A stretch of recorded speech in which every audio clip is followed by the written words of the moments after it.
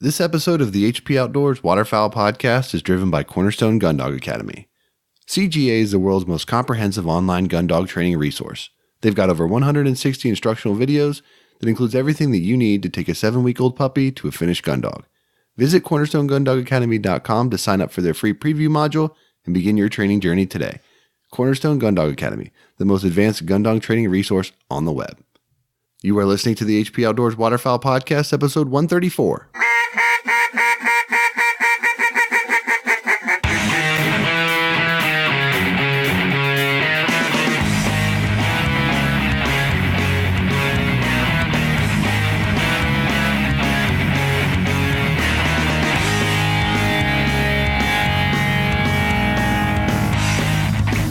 This week on the show, we're doing a breathable wader deep dive. We're joined by Brett Stoker from Simms to give us everything we need to know about breathable waders and how to make that transition from neoprene.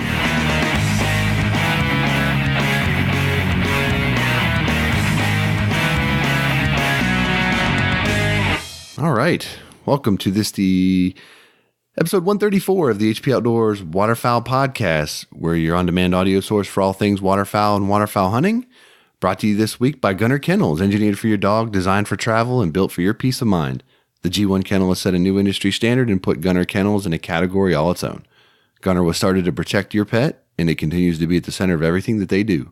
They are dedicated to building the best and safest pet travel crate on the market because man's best friend deserves man's best kennel. Check out their G1 series of kennels and accessories.com. If you're new to the show, welcome. If you've been around for a while, also welcome. If you are new, you can head over to hpoutdoors.com, catch up on all the past episodes. You can check out our discounts tab over there, see how you can save some cash on gear from all the supporters and the sponsors of our show. If you're on social media, you can hit us up on Facebook, Twitter, and Instagram. Join our Facebook group, chat with like-minded hunters like me and my co-host Dan Hrushka. Dan, what's up, man? Dude, it's good to be back and get an interview in with you again. Yeah. First time in 3 weeks, 2 weeks, 3 weeks, something like that. Doing some solos lately, which have been super cool. But it's good to have you on there. And it's always funny because after I do a solo interview, I'm always like, man, I wonder what Josh would ask differently than what I did. And and then we get on together and I'm like, man, that's a good question. I was like, well, it's definitely more stressful doing a solo interview because, you know, we try to keep the interviews organic, right? And just sort of have discussions with the people that we're on the phone with or interviewing. And I will say there's times when I'll ask a question and they'll answer. And then I'm like, I literally don't know what my next question is at this point. And then you ask a question. I'm like, great question. That feeds my thought. And it helps kind of keep things going. Yep. So when you're doing it by yourself, it definitely ratchets up the stress just a little bit. But they usually work out pretty good. So yeah, we've had some good shows lately, man. Yeah. And we got another good one tonight. We do. Before we get going any further on that, I want to just take a minute to thank Eukanuba. Out in the field, how you've prepared determines how you'll perform. With balanced fat and protein to support peak condition, Eukanuba Premium Performance Dog Food enhances strength, energy, and endurance. So when the pavement ends and the truck doors swing open, you and your dogs are ready for anything, strong, focused, ready for anything. That's a Eukanuba dog. Also, thank you to Big Kansas Outdoors, the premier waterfowl and upland destination in central Kansas. Big Kansas puts you on phenomenal waterfowl hunting in the morning, followed by great afternoon pheasant and quail hunting. Check them out on Facebook and Instagram. Big Kansas Outdoors, it's the experience of a lifetime. All right, Dan. So as we mentioned in the intro, we got Brett Stoker of Simms joining us to talk all things breathable waders. And, we thought this would be a really cool interview and a good episode because a lot of guys ask questions about breathable waders and some are very hesitant to make that change. They think they're going to be too cold, not durable enough. There's a multitude of things that kind of goes into that. And we deep dive into all of that stuff with Brett. So tons of great info coming in the breathable wader space here on this episode. Yeah, it's a little more information than us just being like, you need to switch from neoprene. Correct. I think that's how we usually go about it. And, to actually get some knowledge bombs dropped on us. And, he's really well educated in that area and he sees all kinds of issues that people do. So we address those and, the care and and everything else that goes along with it. So it is a great conversation and something that we probably should have done a long time ago. No doubt.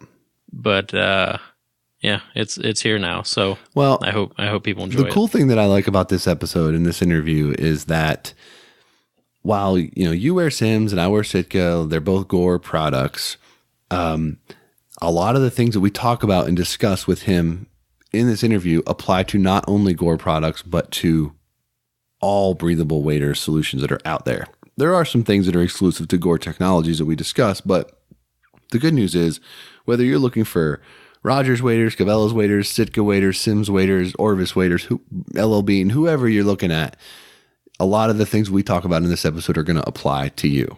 So very excited to get that out. Before we do that, they all work the same way, right? So essentially, yeah. The one that I do want to do something here before we get into the interview. I've totally sandbagged you on this. You know how I like to do this once in a while. Right. I got the recent issue of Wildfowl magazine today, and I was just kind of thumbing the pages here before we got going. And they do a lot of these kind of number things and sort of quick takes. And I was reading some of these, and I was like, this would be an interesting discussion to have with Dan. So I want to ask you, there's 4 questions here I'm going to ask you, and we'll see how accurate you can be on these. All right, Dan? This is awful. There's no expectation of you getting these correct. I know, so, but it's just be fun. All right. So can you fancy a guess of the amount of money that migratory bird hunting contributed towards the nation's the nation's GDP in 2016? How much money did migratory bird hunting contribute towards the nation's gross domestic product in 2016? 2.5 billion. Not bad. Not a bad guess. $4 billion. $4 billion. That's a big number. Wow. I always thought like the hunting industry overall was like 10 to 12 billion. So I thought 2.5 was a good chunk for waterfowl. Yeah, I don't know what the total number is, but I thought I was taken aback by that number. $4 billion. That's a lot of dough for migratory bird hunting. So, okay, all right. So not too far off. Nope, you were in the neighborhood. Okay. There are 4 states currently proposed legislation to allow Sunday hunting. Can you name them? Oh, man. Pennsylvania. Correct. I need like a sound dinger bell. Like a ding. Like a that was easy button. Pennsylvania, is Maryland one? It is correct. That's correct. Geez. I mean, I know they're probably all up in this area. It's an audio show, so you got to put something. Nope. Incorrect. I'll give you one more guess. I think New York already has Sunday hunting, but not in. I don't think it's for waterfowl. I think is New York one? Incorrect. Yep. The other 2 are Massachusetts and Connecticut. Connecticut. So you weren't far off with in that area. I think what's left? 11? 7? How many states are left? I thought that was it. I don't know. I don't know of any others. I think there's still a handful. Okay. If you say so. Okay. All right. Not bad. So not as strong a performance on that question, but not terrible. I think we've covered this on the show before, so I would expect you to get pretty close on this one. The age of the oldest Canada goose band ever reported. I know one of the oldest. Oh, man. I was reading something the other day that told me that one of the oldest geese in captivity was like 30 years, but I think the oldest band that we talked about was I want to say that was at like 24 years, maybe 18. I'm not exactly sure. Yeah, it's actually 33. 33? 33. Okay. So that was the oldest band. Wow. Yeah. Okay. So for clarification on the Sunday hunting bit, I have no idea what date this is, but this is on the congressionalsportsman.com. First thing that came up when I Googled it. Says that there's most blue laws have been repealed. However, Sunday hunting restrictions in some capacity remain in 11 states, while 3 states prohibit it. So 11. There you go. I was right. Yeah, only 3 prohibit it though. In some capacity means they allow it maybe on like private land or on certain Sundays, that kind of crap. Well, I was almost exactly right twice then because I said 11 or 7. See? Yeah, but you didn't say like in some capacity. You were saying like just don't allow it. Okay. So you can pat yourself on your back all you want. But all right, last question here. I don't know how I'm going to. Can't wait for next week. I'm going to have so many questions for you. You know what the amazing part is? As the person who edits the show, they can go away if I sound like an idiot. Yeah. All right. Can you guess how many states have bills currently trying to end organized hunting competitions, including retriever field trials and hunt tests? Man, this seems to be a real hot topic lately. Yeah. And I want to say there's like 4 that I've actually read, 3 or 4 that I've read something about. Are you saying, wait, say the question again. Okay. This is specific to field trials? No, there are a certain number of states with bills trying to end organized hunting competitions, including retriever field trials and hunt tests. How many states are there? That might be more because a lot of people are trying to get rid of coyote hunting contest. Oh geez.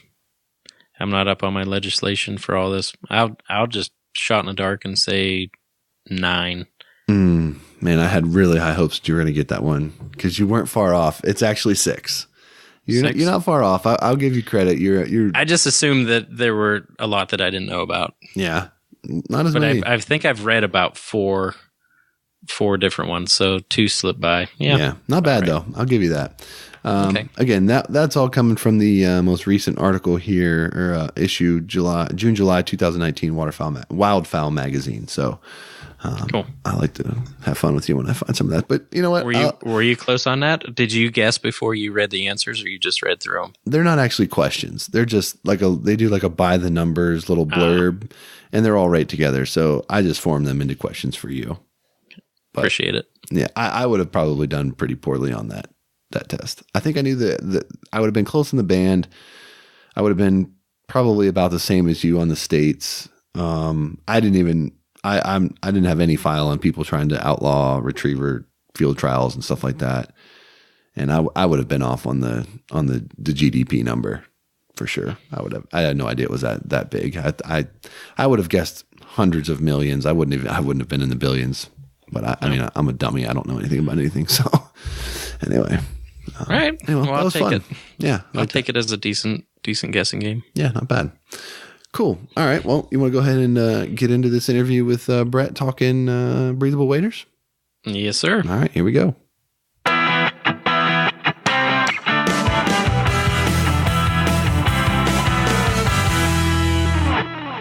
All right, guys.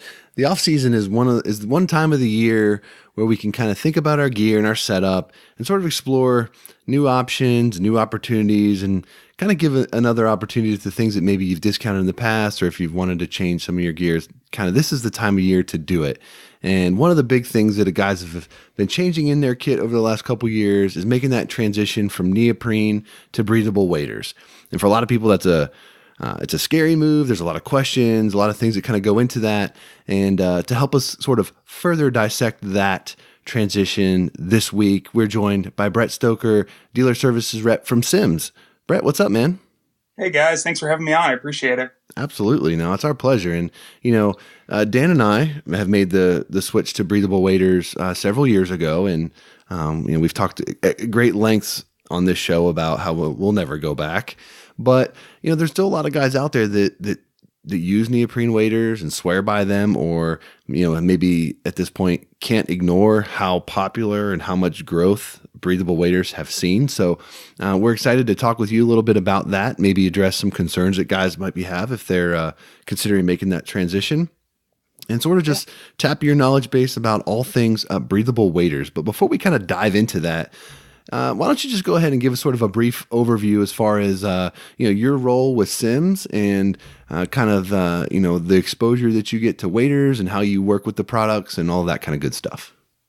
Sure. Well, currently I'm working in as you said, the dealer services side of the world. So I manage our Canadian sales territory from Bozeman, Montana, where the headquarters is. And I've been in that role for a couple of years now, but I actually started in the repair center, not doing the physical repairs, but being the kind of the middleman, the liaison between the customer and then our repair team. So I got to see every single waiter that came through the door, and I saw all the do's, all the don'ts, all the big mistakes people are making with caring for waiters and things like that. So I think there's just a lot of untapped knowledge out there that'll really give you a lot of life out of those breathable waiters, which is why I'm really excited to talk to you guys today. So Brett, I have to ask you, you're up in Canada.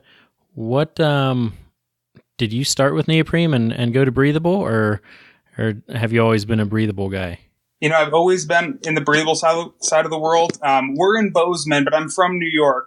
But I never. You were way off, Dan. I was way off. You just manage Canada. Gotcha.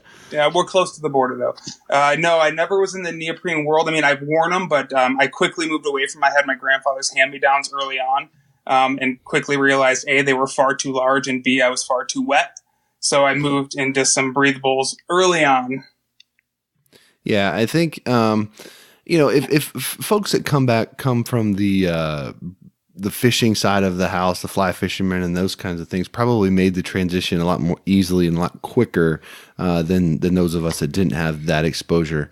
But I want to just sort of talk at the basic level at this point.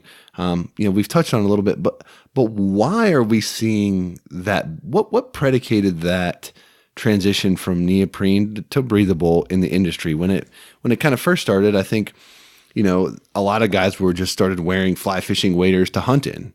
And I think then, through that success, you see other manufacturers starting to create more hunting oriented breathable wader options. But talk a little bit about sort of that evolution and kind of some of the technologies that have sort of led to this more mainstream approach to the breathable wader that we haven't, and my memory is terrible, but I'd say that within the last 4 to 5 years, honestly, is when it's really kind of picked up steam, at least on my radar. Yeah. I think the hunting side of the world is a lot slower to come out of it, as you were saying. I think the fishing side of the world is really kind of been in the breathable side of the world. But I also think, in fishing, I need a fly rod and I need waders and I need, a line and some flies. Hunting, it's not really that pivotal of a piece of, item that you need, if you're hunting in fields or you can hunt in bibs. So it's a little bit more of an afterthought from what I've gathered, a lot of people. But yeah, the transition, it's kind of a no-brainer walking out of the neoprene side of the world. And at the end of the day, for me, it comes down to safety, because neoprene waders, when you sweat, that's when you get yourself in trouble. I went to work one day this year and it was negative 38. Fortunately I wasn't hunting, but if I were out there, I mean, if you produce warm air vapor under a wader and you produce sweat, that's a dangerous situation. So I think at its core, at its base, if you look at it from a safety aspect, it's a really kind of good jumping point to start looking at that breathable side of the world. Yeah, there's no doubt about that. And, negative 38 and living in Bozeman, I mean, you guys are you just had like a foot of snow the other day, didn't you? Yeah, unfortunately. That's pretty crazy. So, why don't we just jump right in? And, before we started recording, you were talking, Gore's kind of been, the inventor, but a lot of the companies are kind of using the same technology. So let's talk about that. And, how does the water vapor get out of breathable waders? Yeah, the technology is really, really cool, and it's really interesting, and we're going to get a little techie for a minute, and this is as techie as we'll go. But when we talk about any sort of breathable membrane or breathable system, they all kind of work off a 3-layer system. Sims, for example, they make a 5-layer, 4-layer. Other companies do it, but we'll talk about a 3-layer. Your inside layer, so the layer closest to your skin, is basically a hydrophilic material, which means it likes water. It'll take water in. It'll let water penetrate through it. The outer layer is hydrophobic, so it won't let water come into the wader, but it'll let water escape from the inside. So there needs to be a piece in the middle there that can kind of manage that transition. And that's what the Gore membrane is. Basically, it's a thin layer of what they call a microporous Teflon. And it's a very, very, very tightly woven piece of Teflon that works, as I explained it to people, like a chain link fence, right? And a water molecule is like a softball. You can throw that water molecule at that chain link fence all day. You'll never get it through. But a vapor, the vapor your body produces is kind of like a marble. So you can throw that through all day. So they found this size of the weave in this Teflon that allows the smaller vapor to exit while not allowing the molecule of water to enter. And people ask, how do you do that? That weave is about 1/150th of a human's hair width. That's how tight that weave is. Jeez. Wow. So that's at the core, kind of the technology of how Gore allows it to breathe, but doesn't let water in, or I should say any breathable waiter. So I feel like I should know this, and I feel like I've heard this story at some point, but I'm drawing a blank on it. So I'm going to ask you now, hoping that you may know. What was the original application that Gore was developed for? Was it, I don't imagine that was there a problem that they were trying to solve, or was it just, how did that technology come to be? I don't know the exact answer, but what I do know is that Gore, we'll talk about Gore being kind of the godfather of this. They're huge in the medical world. Right. Yeah. They're big and I think they use them in NASA spacesuits. So when I look at breathable technology, it's amazing that us as kind of lowly outdoorsmen have the ability to latch on to a company that's keeping up with NASA, that's keeping up with the most streamlined medical, stuff out there. So I don't know what it was made for, but they're in probably half the things in your household and you wouldn't even know it. Yeah, that was the part of the story that I do remember, how it was something that caught on really well in the medical community and things like that, and just kind of exploded from there. But I always wonder, usually inventions are born out of trying to solve a problem. And it's I wonder what problem they were like, so I need to be able to throw 1/150th of a human hair through this guy and not let anything through back. It's just such crazy, crazy stuff. So, Brett, let me ask. All right, so you kind of explained you did explain the 3-layer system. What is the benefit to a 4 and 5-layer system? What are those extra layers? What do those do?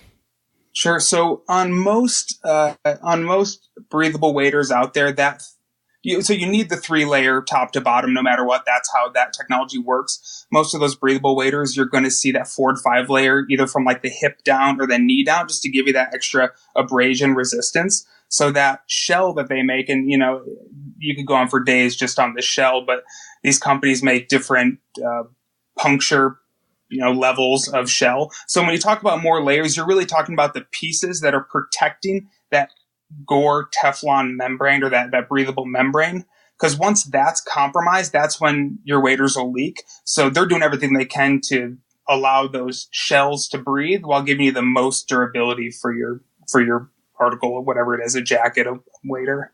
And does that make the waders stiffer at all? How thin are those? Is each layer?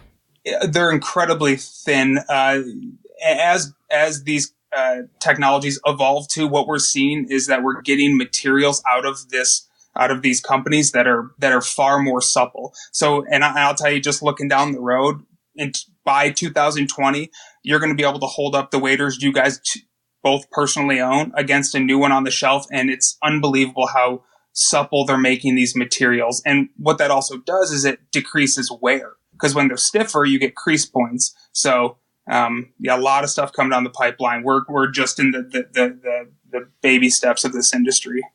Wow. And there's so many questions. So let me get it right. The outer layer, it does not allow water in, but water vapors can go out. Mm-hmm. Correct. So why can't you just have that layer and not the inner layers? I guess the most inner layer kind of attracts the water vapor, but then that middle layer, that's kind of like a transition point. But what if you just had that outer layer? If you had the outer layer, I would think you would saturate through. You'd get wet. That inner that Teflon membrane, and if I held it in my hand, you'd think it was a tissue. It's a very, very thin white sheet, and that's the chain link fence that allows that transition. So you have a layer on each side that is kind of conducive to its environment, and that middle layer is the transition point that doesn't allow water molecule to come in, but allows the vapor to escape. Very cool. So I'm going to chalk that up to just, I would say it, but we're a family oriented show, so I'm just going to refer to it as magic, Yeah. on how that works. But Let me ask you, Josh, do you ever think about this? no, Dan, this is your interview, dude. This is like, you're a Gore lover through and through. Just, I'm going to sit back. You take over, bro. Go. No, here's a question for both of you. Say that like the world didn't completely end tomorrow, but like everything that we have now was completely gone, manufacturing or anything. How long would it take to get the technology back to be able to make some of the stuff like this, or like a cell phone? Do you ever think about that? That's some of my random thoughts of the day. We can move on. Go ahead. I'm sorry. I mean, I couldn't make a cell phone to save my life, so I would be just dead. I mean, I'd be in big trouble. I can't do any of this stuff. Well, I'm stockpiling waders, so here, I got a lifetime supply in my garage. So there you go. Planning for the apocalypse. See, he thinks about it too. Okay, well, I have enough. I have enough firearms to take other people's waders, so that's my plan. We'll go with that. All right. Anyway, moving on. So, Brett, I think one of the biggest questions that guys think about when they're looking at, the neoprene versus the breathable is that it's such a drastic change, right? We're not talking about just a different camo pattern or something like that. It's a completely different setup. It's, something that you've hung your hat on that comes with X amount of grams of thinsulate and, however many, millimeters of neoprene or whatever it is. Looking at it as a new buyer who's coming from that world to a breathable wader, talk about some of the things that a guy should consider and give us some sort of, some do's and don'ts as far as that purchasing decision. And I think of particular interest to people is going to be the whole boot foot versus the stocking foot thing, right? Because, most hunting waders, neoprenes and stuff, you got the boot built right into it. And now all of a sudden you see guys like Dan running around their stocking feet, throwing a pair of boots on their foot and go duck hunting. Mm-hmm. And it seems impossible to many people that they're not just going to freeze to death because their feet are going to get cold or whatever it is under just that thin layer of, on the way or whatever. The boot. Yeah, okay. Steal us thunder, dude. Yeah. Yes. The stocking foot is neoprene. We get that is a thing. But Brett, talk about all of those different things and some of the pitfalls that guys think that they're going to get into when they're buying a breathable wader that may not actually be reality. Yeah. So the $1 million question is boot foot versus stocking foot, right? That's kind of the jumping point for all people looking at a breathable wader. For me, it's easy. I have horrible circulation. I'm always cold, so I always gravitate toward a boot foot. A boot foot's always going to be warmer. It retains all of your heat in one, what I kind of call a bucket, top to bottom, toe to, your hips. It's all in one piece. Whereas the stocking foot, you have to put the boot on top of it. The neoprene isn't super warm. I guess some people can make the argument, but once neoprene gets very wet, it doesn't really retain much heat. So that's where you really have to start. Do I want a boot foot? Do I want a stocking foot? To dive in a little bit further on the boot foot side, one thing to always look for, so you have a rack of boot foots in front of you at your local store. Always pick up the wader and look at the boot and where it attaches to the breathable material. Because the biggest issue and kind of the big thing that everyone's trying to figure out in the industry is how to effectively attach a boot to breathable material, because it's a very hard material, again, attached to a very supple material, and that connection point creates a really bad wear spot. And you'll know when you pick it up and you can basically bend that breathable material at a 90-degree angle over the top of that boot, you're probably going to wear those out pretty quick. And we all know a cold foot at 5 a.m. is about the worst thing in the world. Yep. So always pay attention to that attachment point. Make sure there's some sort of transitional point between the boot, goes to kind of a middle ground material, then to that really supple material. And again, you'll know it when you pick it up. It's pretty obvious. Yeah, I was going to say, one benefit of the stocking foot, which I was very leery about, was, we hunt some swampy, just gross, nasty bottoms around here, and you get stuck. You get stuck real easy, and I consulted with a lot of people out in Montana that were wearing stocking foot, and I was like, man, do you ever get stuck? Like that's my big concern, because with the boot foot, you kind of start pulling and your foot slides, right? You start coming up a little bit, and they're like, man, you will not have one issue whatsoever, and that has really come to reality that I really do prefer the stocking foot. There's no slippage at all. Like you said, is it colder? Well, compared to like a 1,600 gram neoprene boot, yeah, it's a little bit colder. I don't have the issues with my feet so much. My feet are usually super hot and sweaty, and I've kind of found my sweet spot with that. So I think that's one benefit of the stocking foot. Yeah, I would agree. And like I said, we're so early into this industry. What we're finding is a lot of people are starting to do thicker feet for people who not even for hunting, just people who naturally get cold feet fishing, because a lot of these are geared toward fishing, these waders. Most people out there are using between a 3 and a 5, 3 and a 4, 3 and a 5 millimeter neoprene foot. But what we're finding is people are making bigger ones, and we're going to start seeing, I wouldn't be surprised if we saw 7, 8 millimeter neoprene feet coming down the pipeline with some of these companies, which will kind of solve the big dilemma at boot foot, stocking foot.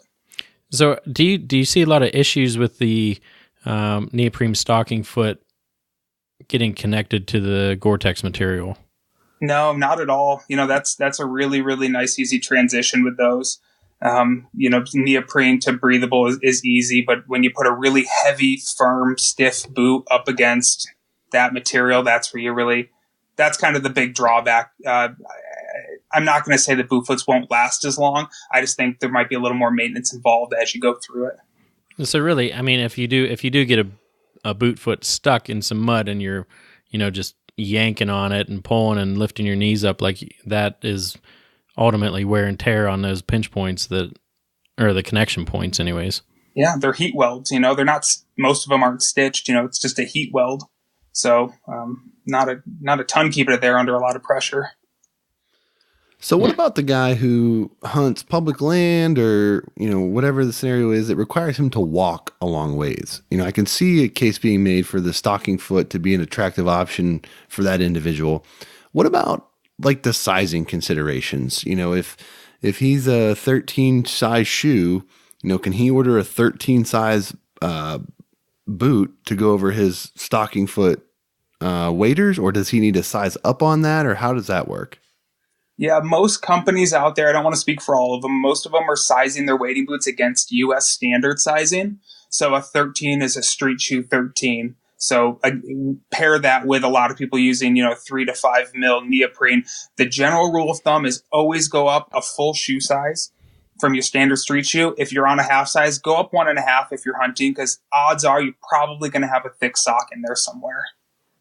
Yeah, I know. If I can recall, when I ordered my Sims, they have notation by the boot saying either size up or I don't think it said that they're sized for stocking foots. I think they said go a size up from what you normally wear. Is that right?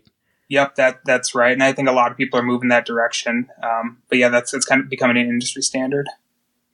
Yeah, I mean, I think that is what when I bought fishing waders, that was the conventional wisdom. But, sometimes you get people that detract from that and they're like, oh, no, I bought the same size and it was fine. So you get a little bit of conflicting information. So I wanted to just get a little bit of ground truth kind of on that point.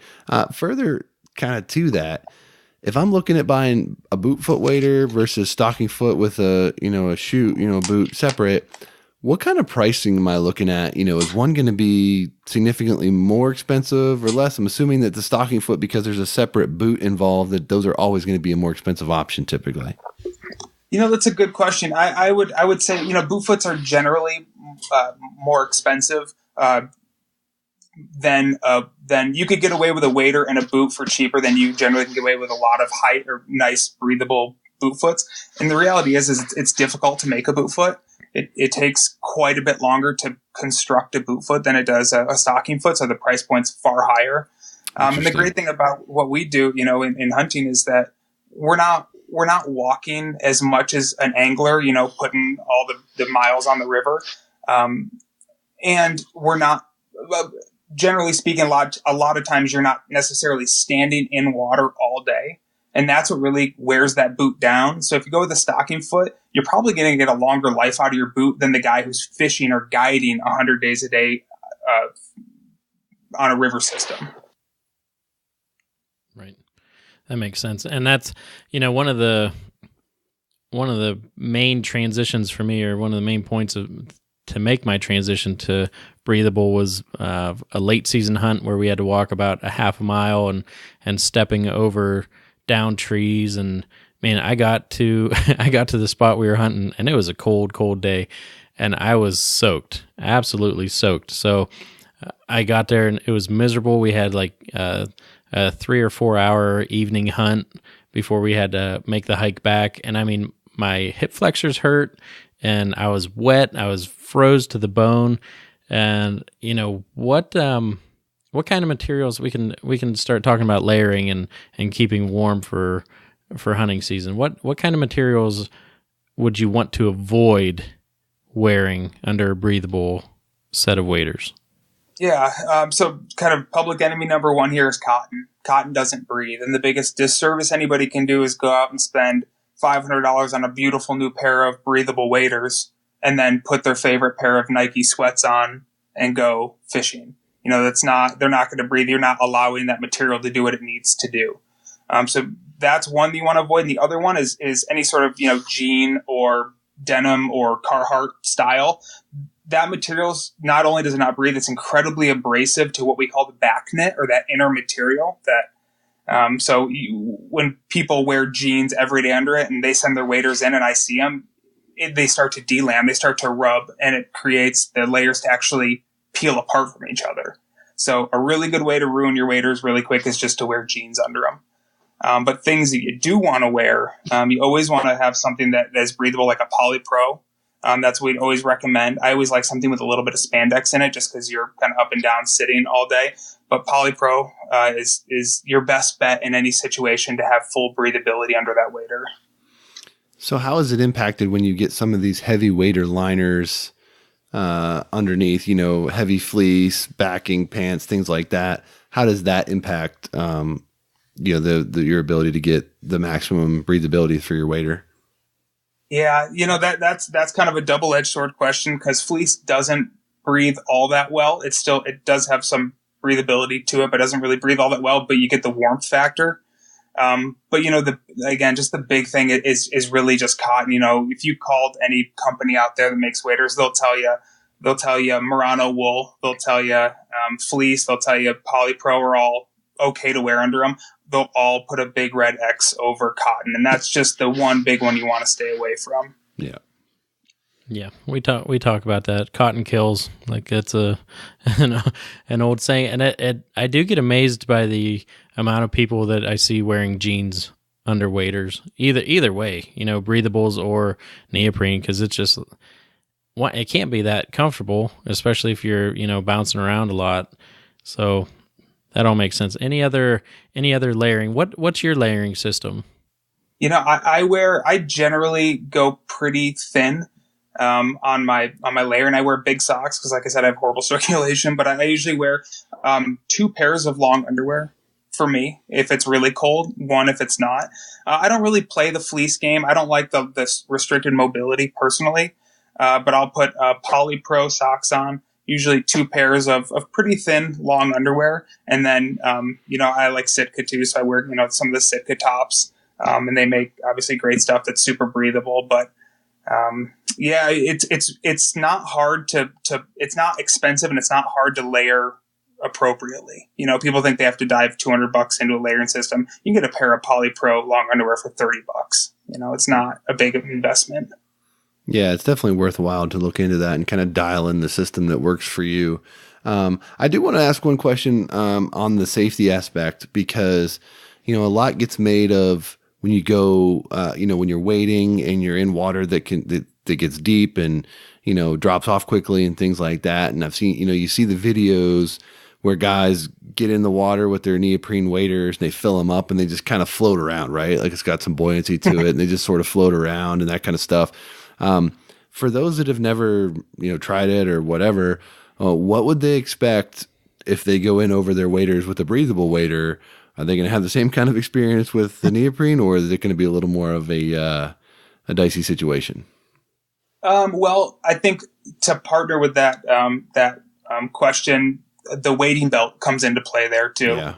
So you always want to make sure you have your wading belt on. I mean, if you guys have talked a lot about, canoe, hunting out of a canoe and things like that. I mean, if you tip over, that wading belt's the only thing keeping you from the bottom of the river. So always make sure you have that. With that said, you'll still get a little bit of, bloating in the bottom section of that, but it's such a thin material. You don't feel like a bobber in the water, like it's going to lift you right up like you do with neoprene. That's all great points. And I wanted to go back a little bit just to talking about the consideration for being warm in breathable waders. And that's just, I think it's a huge misconception that people think like you have this thin layer of wader and they just say there's no way that you can be warm under that. And, as you mentioned, if you have the right layering system, then you are dry, and that's a huge advantage compared to neoprene. If you're sweating and all of that moisture stays inside, to where your waders are actually wet as well. If you're dry,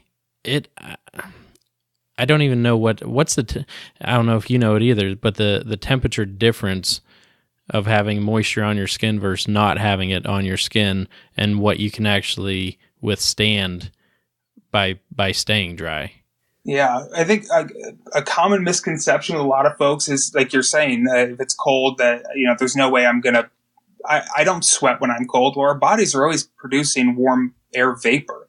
If I put anybody in the middle of Antarctica, your body's still producing that. So all we're doing in the breathable wader industry is allowing that to leave the wader, just like when you're baking a casserole in your house and the windows fog up. What do? You open the window a little bit. It's the same concept. But, I've talked to people who are convinced their waders are leaking because they went fishing in 10-degree weather. And they said, there's no way I could have been sweating. And I say, these are sweat spots. So your waders aren't leaking because your body is still always producing that warm air vapor. So all we're doing is just get rid of it. It's that simple. Yeah. So creating that micro environment, if you will, like the dry and the insulated, and keeping that moisture off your skin is, we talk about it all the time, but it is a game changer that will keep you out longer, and it just makes for a more enjoyable experience. Yeah, I would tell my clients that my job, at the end of the day, my job is to make you forget that you're wearing our gear. Because when you forget you're wearing waders, you're going to hunt longer, you're going to hunt better. It's just, you got to forget it's on there, and you're only going to do that through comfort. No doubt. So I want to transition a little bit, and I want to talk about wader maintenance and care, because that is definitely something that, if you're coming from the neoprene world, you've dealt with leaky waders and how to fix seams or barbed wire getting jammed through or a stick going through and all that kind of stuff. But I want to hear your opinion on a question that, in a comment and a sort of a position of waterfowl hunters, it seems like in general, and this is almost universal, I think. The questions that we see online and they're asked to us about waders, one, center around what we recommend, and two, center around the warranty policy of the company. So as someone who has spent a lot of time around waders, seen them abused, seen them come in for repairs, all of that kind of stuff, in your personal opinion, what is a realistic life cycle for a pair of waders? I mean, guys seem to think that waders should last forever, which is a misguided thought, I think. Obviously, you're putting a lot of wear and tear on them. They're going to fail eventually. So in your opinion, what would be a reasonable lifetime of a wader to say, I got a leak, but it's X amount of years old. That's probably, I'm pretty happy with that kind of performance. What would you say to that? And that is probably the number one question I got when I worked on the warranty side of the world. And I know guys who will wear out a pair of waders in 2 years because they don't take care of them. And I know guys who will go 15 years on a pair of waders. In my personal opinion, and I want to disclaim that very heavily to your listeners, that this is certainly not the be-all, end-all.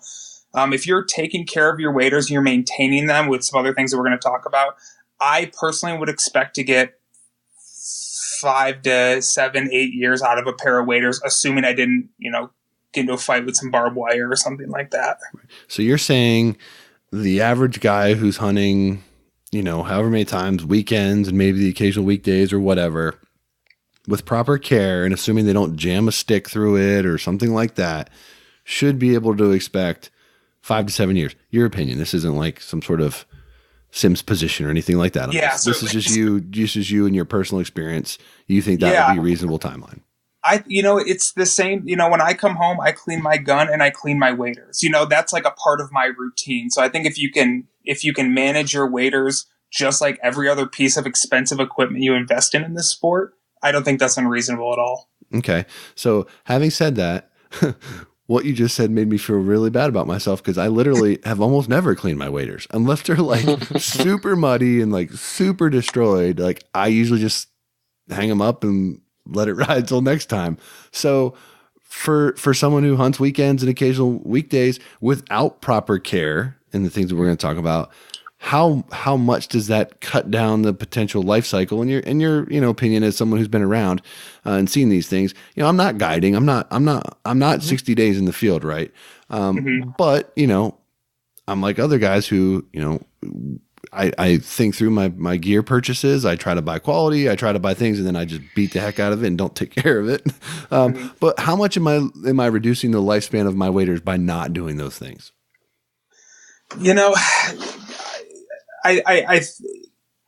It's a lot of maintenance, but it's a lot of just keeping a close eye, going over your waders I shouldn't say you have to clean them every single time if you don't really get them super dirty, but going over them top to bottom, looking at the seams, making sure there's no delamination and things that you could fix on the front end that might become a problem that are going to eventually ruin your waders in time.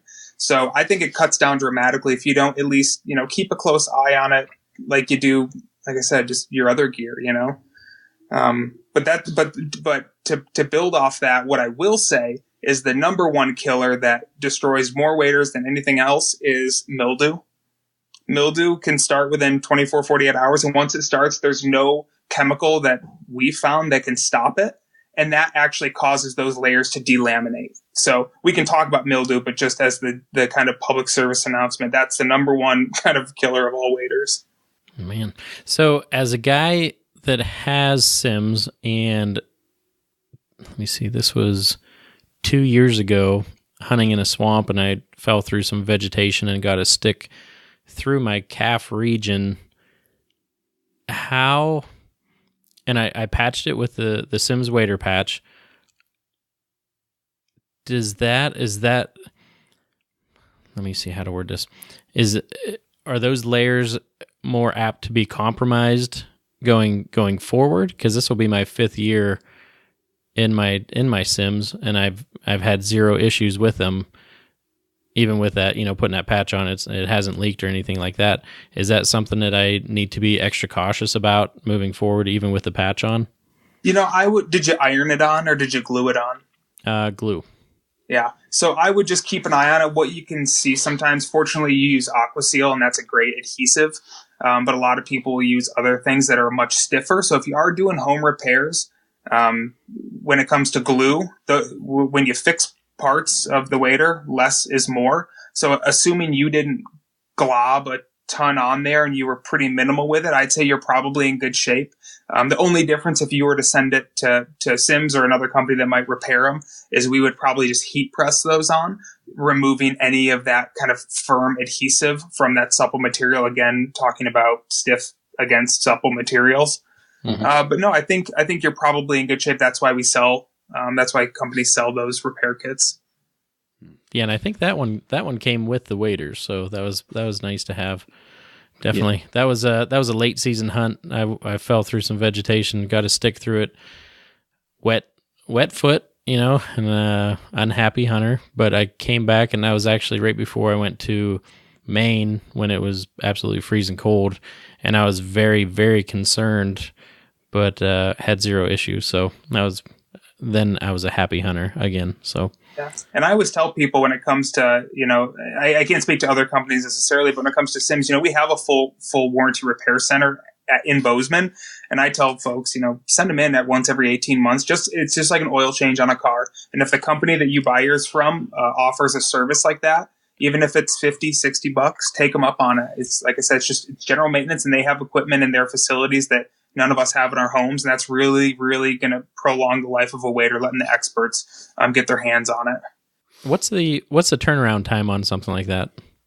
From our side, it's generally 3 weeks or so, 4 during our busy season. So it's definitely something you want to consider in the off season.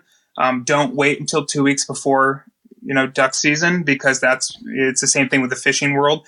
It's a week before all the rivers are fishable and everyone wants to send their waders in. So think about it early. But the great thing about that is a lot of those companies can do a lot of preventative maintenance, which is, I think, a bigger point to the longevity of your wader than waiting for something to go wrong. They can fix things before they even, before it happens, like pinholes, things like that. Yeah. So one of the things that I always wonder is, back in my neoprene days, I spent a lot of time looking for holes that you guys both use Gore, correct? So yeah, Dan is wearing Sims waders, and as of last year, I started wearing Sitka waders. So we're both using Gore technology, and it's funny because back in my days of wearing neoprene waders, I spent a lot of time looking and searching for holes that may or may not have actually been there, because I had a really hard time telling the difference between, sweat spots and was it a leak. And one of the things I used to do was I would fill my waders with water. I would literally hoist them up in my garage and just put a hose in there and just watch all the water to come out. And I'd circle it with a Sharpie and try to seal those up. Other guys I know use the technique where they fill it, kind of try to keep the wader full of air and spray like dish soap on it and stuff like that, trying to get it to bubble or whatever.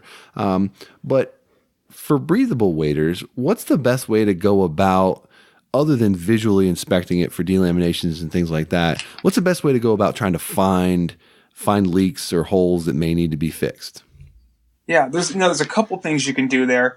If you're wearing Gore, and this is exclusive to a Gore wader. This will not work on any other breathable. If you flip them inside out, which is how you should always be looking for leaks anyway, you can spray them down with isopropyl alcohol or rubbing alcohol, and those pinhole spots will show up as tiny little black dots.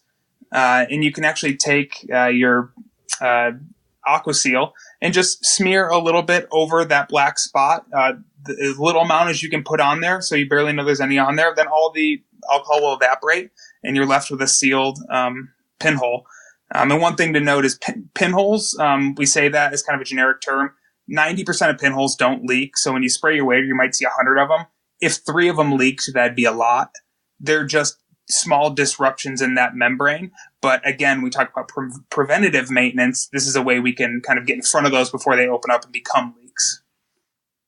All right, so I want to know, I get done hunting. This is kind of my deal. I get done hunting, and usually I'll wear my waders home, and I have muddy boots, so I get the hose out, kind of hose the waders off, hose my boots off, and, kind of put everything away. I hang my waders up.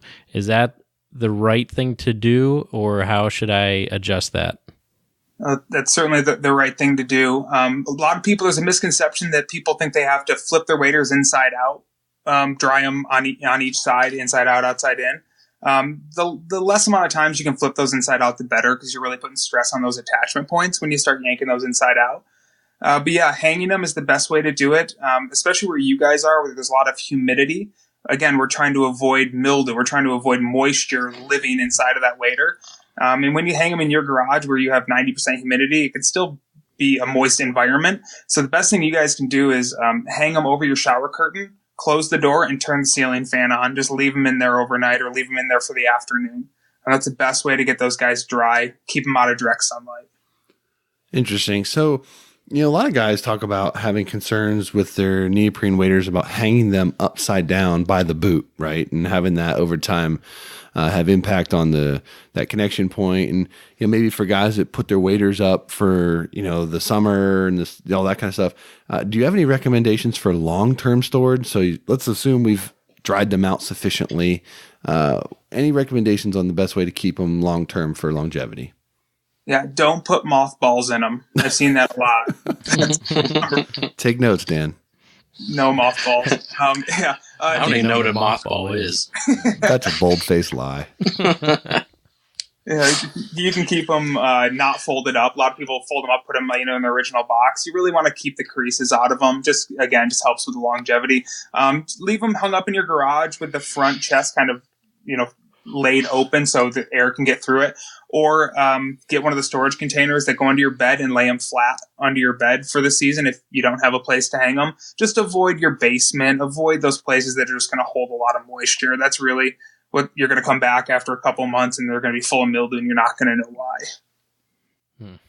See, actually, I do hang mine in my basement, but I have a dehumidifier down there. It's one of the driest areas in my house, so that's kind of my jam. But going back to Josh not ever cleaning his waders, what is the effect of having like dirt or anything else packed into like a Gore membrane and not washing them? Yeah, so it probably won't get into the Gore membrane, but it's going to affect those outer shells. Kind of that face fabric, as we call it, that outer face fabric. So just cleaning them, it's just like, how's mud on the synthetic stock of your gun going to affect it? It's probably not, but it's probably not good to leave it on there for a long time. Same kind of idea.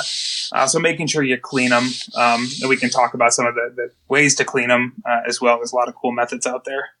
Yeah, I'd be interested to hear some of those methods because I think where Dan was kind of going with that, at least that's what I took it as. A lot of times you'll see people talk about feeling like their Gore jackets aren't as waterproof as they were originally. And some people, recommend if you don't wash it regularly to wash it because, dirt and debris, can get into those, get in there and actually allow, it will actually decrease the ability to repel water or whatever it is. So a lot of things you'll see online is they recommend that you make sure you wash it to keep that clean and free of debris. Yeah. And with the jackets, you have the face fabrics are so much thinner than on a wader. Wader is just there's a lot more material there. So they're certainly more durable. I would agree with that 100% on the waders. I mean, making sure they are clean, and even applying re-waterproofing, like Nick Wax or Revivex, these companies out there that make waterproofing detergents that you can reapply is definitely a good idea on the jacket side. Waders, if your wader's saturating through like a jacket can, you probably have a bigger issue because there's so much fabric there. We don't really see waders saturating all the way through. There's probably delamination at that point. So go ahead and talk about some ways to wash and then dry. Do you suggest putting waders in a dryer on a low heat like some of the like Sitka outer garments? No, I always recommend people hang them to dry, and I think the bathroom trick, like I was saying, is probably the best way to dry either a wader that's recently washed, or if you end up going under for some reason and they're drenched top to bottom, because that really can puts a lot of air circulation. But when it comes to washing them, I've seen a lot of people really ruin their waders when they wash them. So I think it's a really important point to talk about. When you're using a detergent, when you're picking a detergent, you always want to make sure it's clear of three things: bleach, fabric softener, and scent. The big two are bleach and fabric softener. Scent, I only say that because I don't want to smell like lavender out there, and a lot of those are like some sort of oil based, and that's just no good. So just avoid those. But what that means is you can go buy the cheapest, crappiest detergent out there, just the generic, whatever it is. And I keep one above my washer just for my Gore articles, just a super cheap, unbranded, unscented one.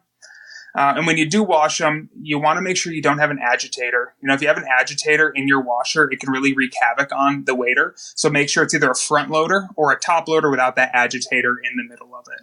And when you do put them in, take your straps, your shoulder straps, and zip them into the front pocket. Most waders out there are going to have some sort of front pocket. Roll them up, zip them into the front there, because those can get kind of tangled up and again, just wreak havoc when you're washing. It's a big article of apparel to put in a machine. So you want to make sure there's no tangles in there. So those are really the things you want to be really mindful of. Put them in a washing machine. Yeah, that's a good tip. Yeah, those are good points. So I got one more question I want to ask, and you've hit it on a bunch of times, but I want to just make sure that we get all the details on this here. You spoke of mildew quite a bit, and I'm curious to know, like, if I'm checking out my waders periodically or whatever, what are going to be some of the signs for me to know that, like, I have a potential mildew problem starting? Is it something that I'm always going to be able to see? Is it something that I'm going to have, like, a smell that I'm going to notice? Sort of, what are some of those signs? And then, obviously you said that you haven't been able to find a chemical that can mitigate it, but should you identify a mildew issue with your waders, what is the next best step to take as far as that, making a remedy or doing whatever you can to get as much run out of those as you possibly can? Yeah. So mildew, you probably won't smell. I mean, if it smells, you have a big problem on your hands. So you're generally going to see it.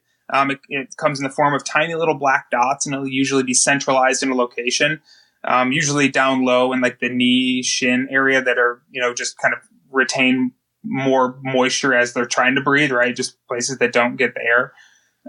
So just be super mindful of it. I check mine probably once every 2 weeks just to make sure. And once you see some, it's just a maintenance game at that point. It's just making sure you're really drying them every time. If you went out hunting and you were sweating and there was a little bit of moisture in there and you rolled them up and left them in the back of your truck for 3 days, you're probably going to have some mildew. So really, I put a lot of emphasis on it because it doesn't take much to start mildew, and what it does, it delams and it causes the seam tape to peel as well. It works its way under the seam tape, so that's how it destroys your wader.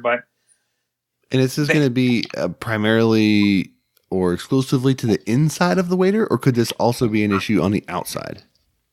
I've seen it on the outside a handful of times, and it's only because a guy got his waders real wet, took them off in his boat. He was fishing, rolled them up, put them under the seat of his boat, and forgot about them for about a month. Ooh. And opened it up, and he smelled it. So that's the only time I've really ever seen it get on the outside. But yeah, this is really kind of exclusive to the inside of the wader. Yeah. So I have a question. Is there any issue? Say I hunt in the morning and then I'm going to go do afternoon hunt, and say the neoprene on my stocking foots are still a little wet, so I hang them and lay a box fan flat on the ground, hang them upside down. Is that okay, or is that something you don't advise doing? No, I think that's fine. Then nothing can really go wrong with the neoprene, other than maybe pinholes and things like that. I know people have traveled with wet neoprene. Put them in their check baggage. I wouldn't recommend that, but you're not really going to get that mildew problem in the neoprene. And as you know, neoprene is going to stay wet for much longer. So that's more of kind of just talking about the breathable side of it. Neoprene is, and a lot of companies will replace the feet anyway. So if anything happens to them, you can generally get new feet on them. Good. Well, yeah, I have one more question. I was going to offer you the opportunity because I knew you did. So go ahead. So I guess I haven't been doing a ton of research, but it seems like some breathable waders on the market now have extra layers of protection on them, whether it's from the knee down or whatever. And is there anything to look out, kind of watch out with those, or are you seeing that they're, kind of holding up okay?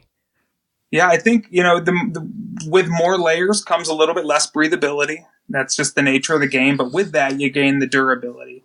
And just a couple quick points when looking for a wader. Again, everything kind of works off that 3-layer system, so anything extra is protection on there. From the knee down is great. What I really like in a wader is when there's extra layering from like the hips down and it goes through kind of the crotch and the butt area, because you're sitting a lot or laying down, and having that abrasion resistance in the areas, like the contact point areas, I guess I'd call them, is definitely something to look out for. With what I do, we kind of centralize that around sitting in a boat all day. So we move that 5-layer Gore up into the waist, knowing a lot of our clientele are going to be sitting in a boat all day. It doesn't really change much when you're in a blind. You're sitting a lot. Gotcha. All right. Cool. Well, I think this has been a really awesome discussion, and we've covered a lot of things that, people need to know if they're going to get into the breathable wader game, but also kind of help differentiate and sort of hopefully pull back the curtain on some of the myths and the concerns that guys would have. Brett, is there anything else that we haven't touched on that you think would be a really critical piece of information that our listeners would need to know, if not only if they currently own breathable waders, but also if they're looking to get into the breathable game? Sure. Yeah, I think there's one just quick point we didn't touch on. We talked about testing Gore waders, but when it comes to testing non-Gore waders, you were mentioning people filling them up. Definitely not a good idea to fill them up past about the shin area. You can blow out that seam where the neoprene touches it. So definitely just checking for pinholes, looking over them. But when you fill them up to the knee, fill them up to the waist, look for a pinhole. It's a really good way to blow the feet right out of your waders. So I just want to put that out there to the world, because I've seen a lot of people ruin expensive waders by trying to fill them up. Yeah, and I can imagine that that's probably not something that's going to be covered under the warranty claim on most companies. Well, Brett, man, we appreciate your time and dropping a bunch of knowledge bombs on us with the breathable wader stuff here.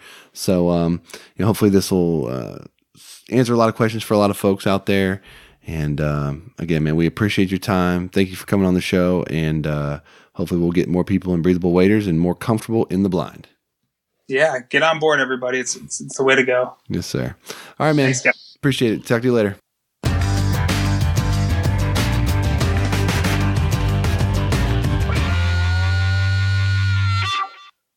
All right. Thanks again to Brett for giving us some time and schooling us up on all things breathable waders. And I tell you, Dan, I remember talking about this back on some episode back in the archives about, the whole rising tides raise all boats kind of concept when it comes to gear. And, you get companies dabbling in certain gear that has been useful in other sports or in other facets of the outdoor industry for fishing or whatever. And those technologies, as they develop and they migrate over into the hunting, you get one or two companies that start doing the breathable waders, and then you get two or three more. And now almost every major waterfowl wader manufacturer has a breathable line of some sort of, and I've seen more and more people making that switch. And I think, like a lot of things, the future is now with waders, and breathable technology is the future. And I would not be surprised if at some point in my lifetime, neoprene waders are very difficult to get a hold of. I did have one more question for him, and it was, how much money would it take to get you back in neoprene waders? Just to see if there was any amount whatsoever, which I'm sure that there's not. But I mean, everybody's got a price, but I mean, come on. I do. I do remember. You're already through the apocalypse question, Adam. I mean, yeah. But I do remember, we talked about this for a long time before we went breathable, and just, it really is a scary thing, especially when you're talking about cold weather and you just don't know what they're going to do. And then you finally get them out there and you wear them and you're like, I can't believe it took me this long. It's one of those aha moments that really, it's a game changer. And we talk about it, and I'm just glad that we had someone else on knowledgeable that, has seen it and knows a lot more than what we do about them to confirm all of our thoughts. But yeah, like you said, man, every company is coming out with a breathable line, and there's a reason for it. So, well, think about this. What other pieces of gear can you make a significant change to and have to worry about the fear of loss like you do with your waders? Where I'm going with that is, let's say you use X brand of full body Goose decoys and, somebody runs a sale or whatever, and you pick up a dozen of these other kind, and maybe they're junk, but you can still stick them out there and kill birds over them. Same with your calls. Maybe they don't sound quite as good or you're not quite as comfortable, but chances are you can still kill birds with those calls. Your waders have a significant impact on your experience. If you wear them out the first time and you're freezing your tail off, or they leak or whatever, you're uncomfortable, that ruins the hunt for you, and likely is going to ruin every other hunt that you try to use those in until you get it all figured out and squared away. So I can understand people's reluctance to want to switch from something that they've used for a long time to something else, to the point where, I've always said limitations are okay as long as I know what they are. I can plan for that, right? So I know if I got to walk a mile in or however far, I might want to try to carry my waders and put them on while I get there if I can, if it's deep into a public spot or something like that. But, you don't know what you don't know about new products that can have significant impact. So I'm glad Brett was able to shed some light on some of those things and hopefully kind of ease some concerns if you've been unhappy with the way your neoprenes have performed, but you were a little hesitant to jump onto the breathable bandwagon. Yeah, man. I mean, well, if you think about it, we're in the nastiest weather, right? And when you're in cold temperatures, and say you dip your hand in the water, and how cold does that get? It gets super cold. So when you're thinking about, well, I have to go and set decoys and go pick them up or go grab birds or whatever it is, if you know that you could potentially be in a dangerous situation or so uncomfortable that it ends the hunt, I've made it through with my neoprenes and, they've been warm. I get out, I'm a little wet, whatever, but if your first thought is I'm going to freeze, then yeah, a lot of people aren't going to make that change, but it's been proven it's not the case. So definitely something to look into if you've been thinking about it. No doubt. All right, man. I feel pretty good about where we're at in this week's episode. You got anything else you want to add? One more thing? Lip smack. Thank you for that. That was lip smack, and I was going to point out a lip smack that you had after the interview, and we started talking again, but I didn't. I was nice, but you're just coming right at me. Hey, man, even Ted Williams strikes out once in a while, I mean, you can't be perfect every time. I had another thought, but I think I lost it. All right. Speaking of that, I'm feeling pretty old after this last weekend, the wedding weekend of one of my buddies. So I don't know. I'm exhausted, and what is it like? Wednesday night. I'm not young anymore, Yeah, bro. Definitely not. Is what it is. Oh, my last thought. Why, we talked about the jackets and Gore-Tex jackets and it being real thin. I haven't had my hands on the Sitka waders, but the Sims waders are flexible enough to where you could probably make a jacket out of it, right? So a couple layer system. And he was saying that you don't have as much, water